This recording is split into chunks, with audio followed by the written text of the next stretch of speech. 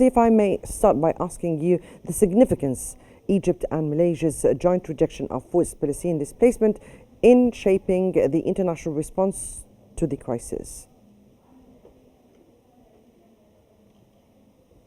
Thank you so much for having me in Qnews. Certainly, this Egyptian Malaysian agreement means that the international community and the states that are keen on the humanitarian features that should feature the communications between peoples, that are keen on people's rights, which says to protect the Palestinian population and ensure a continuing flow of humanitarian aid access, and to give these people the right to self-determination and the right to go back to their own state on the two-state solution on the borders of 1967. There are international consensus and complete agreement with the Egyptian point of view that proved during the past few hours and weeks and months and even the past years that it is the moderate the moderate view um, to preserve the rights of the Palestinian people, and Egypt works also to prevail peace and revive the peace process in the region to avoid the threats of war in the Middle East that might lead to even more threats. The resolution of peace in the region kept the Palestinian population on their lands and spared us from other threats that might even be threats to other surrounding states and countries to Palestine.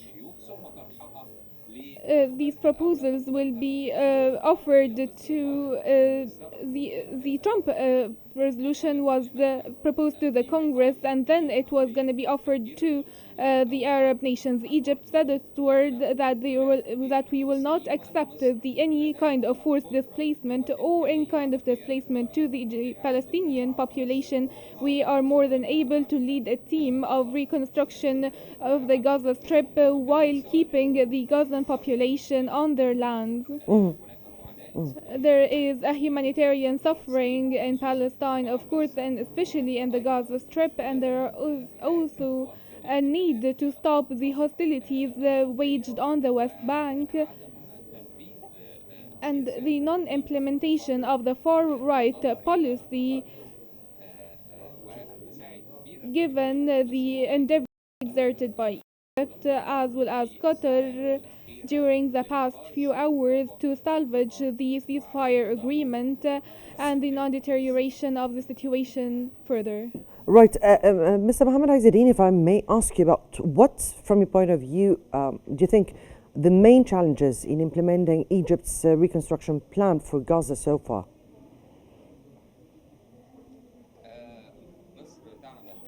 Egypt has been working tirelessly on this plan. There is a complete comprehensive plans. It requires a lot of efforts, not only from Egypt, which is due to the massive volume of destruction. The destruction in Gaza is one of the biggest witnessed by the world since World War II, and consequently it will require the participation of specialized companies, not only from Egypt or the Arab world, but also from international companies, also ensuring a sustainable support to these companies to finalize this plan.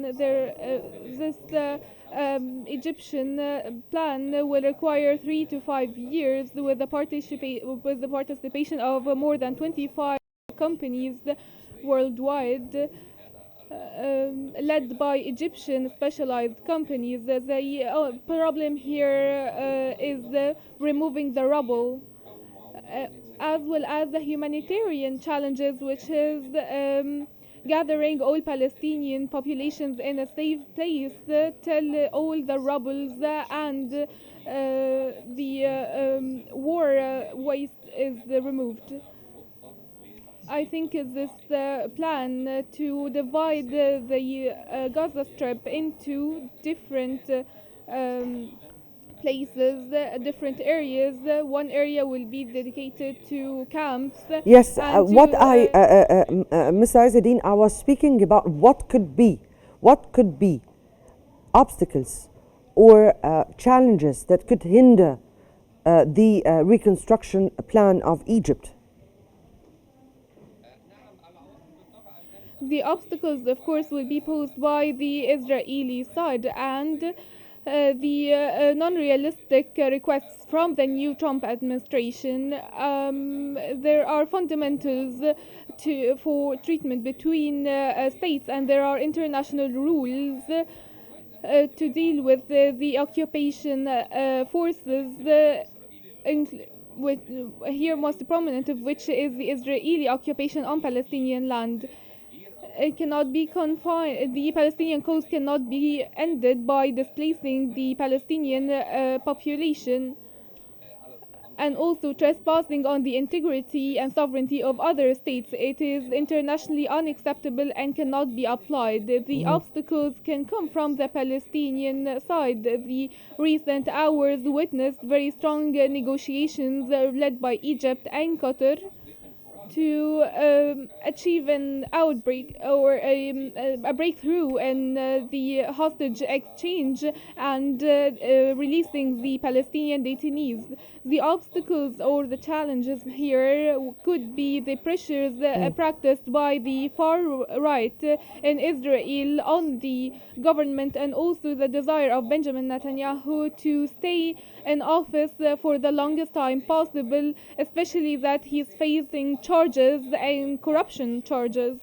Some generals in the Israeli army who joined the far right perspective, who insist on completing the general plans or the general schemes, they are persistent to continue the war to achieve either on-ground gains or personal gains. Yes, Mr. Zzz El-DIn, you spoke here about Egypt's mediation with Qatar in maintaining the ceasefire. Now, from your point of view, what could be the role of the United Nations and the international community, particularly the US, in implementing a ceasefire or implementing a plan that would lead to stability in in Gaza and in the whole region?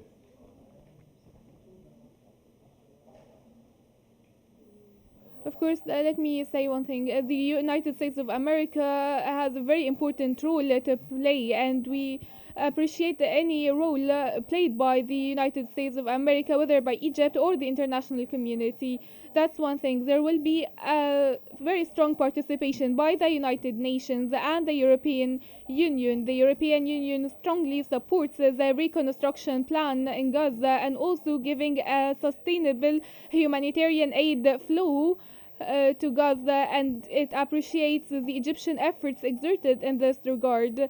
Despite of the obstacles and hindrances that are uncalled for, as long as we have an agreement that every party should commit to, the international community has an integral role to play to maintain peace and to continue in the upcoming period. It's not only about the hostage and detainee exchange, but also raising consensus between, or some kind of an agreement between the Palestinian resistance and the Israeli army. It's here about stability and peace in the region. Yes, indeed. Very clear, and remains to be seen a peace, a whole peace that would be evolving here in the Middle East, particularly this area. And from Cairo, that was the managing editor of Al-Ahram newspaper, Mr. Mohamed Zzz El-DIn. We thank you so much for being with us here on Qnews.